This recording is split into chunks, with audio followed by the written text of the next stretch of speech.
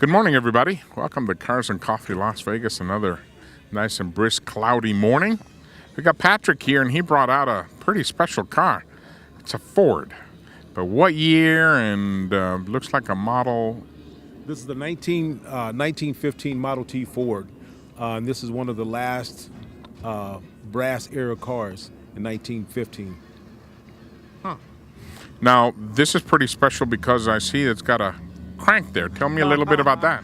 Well, I wish you were around this morning when I was trying to get this thing cranked. In order to crank, to get this car started, it's still a hand crank. It can be labor intensive in regards when it's cold out like it is this morning.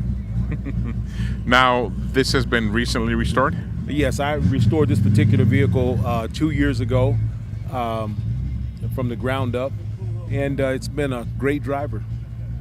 Now, there's a Model T club, I believe, here in town, isn't there? Yes, that's correct. I belong to the Southern Nevada Model T Club. Every Saturday morning, we take our cars out someplace differently for breakfast. It just so happened this morning the guys were going to New York, and I didn't really want to drive in traffic, so yeah. No, that's great. This is a pretty awesome. Now, this particular one, I know that Ford made some big things when they first got started. What was the whole reason why Ford began these? You know what? I don't know the answer to that. I guess for transportation, but I can't answer that. Now, this particular one, I see it's not just for two people. Looks like all for four. Yes, this is considered a 1915 touring car, and it has a bigger capacity in order for passengers and stuff. I do have a 1914 Roadster that is for two, but yeah, I'm still working on it. How many horsepower is this one? This one here, I think, has like 25 horsepower. Yeah.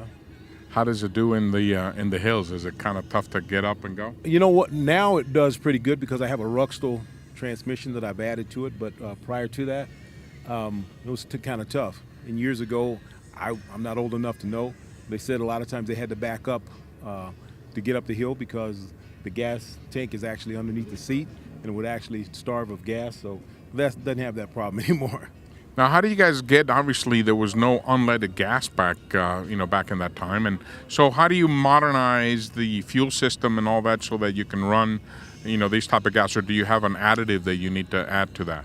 Actually, there's various things that you can do, but this particular model, I have new valves that are compatible with today's gas, but I also have additives and stuff that I also add to it, and it seems to work out pretty good. I use motor marble, and it seems to work really good. Now, the Model T Club that you belong to here in Las Vegas, does it have a national club as well? Absolutely. We absolutely do. I belong to the National Club. Most of the members, and we have 85 members in our club currently, I think. It may have declined a little bit, but most of us belong to the National Club. Is there a big national meet where you guys get together in a certain part of the country? Actually, there is, but I've never had I've never had an opportunity to actually go to the National. I think several of the people like Harold Mann and other people in our club have actually attended, but myself, I have not. No, I've seen these cruising around out at by the lake. That's a pretty fun ride. It is, and like I say, every Saturday morning we do something different in regards to our touring.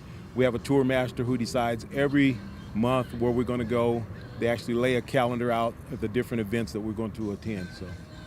This is awesome. Thank you for sharing it with us. How did you hear about Cars and Coffee? You know what? I was invited here by a gentleman by the name of Bill that I met probably about a month ago, and he invited me, and he has his 1961 Corvette here, and I told him I'd be here this morning, so I just kind of fulfilled my commitment to him. Well, that's great. We appreciate you sharing it. Now, the transmission, how is this shifting? Actually, you have a low speed and a high speed. If you push the pedal all the way to the floor, that's low speed. Somewhere between halfway out and all the way out is neutral. And all the way out is high.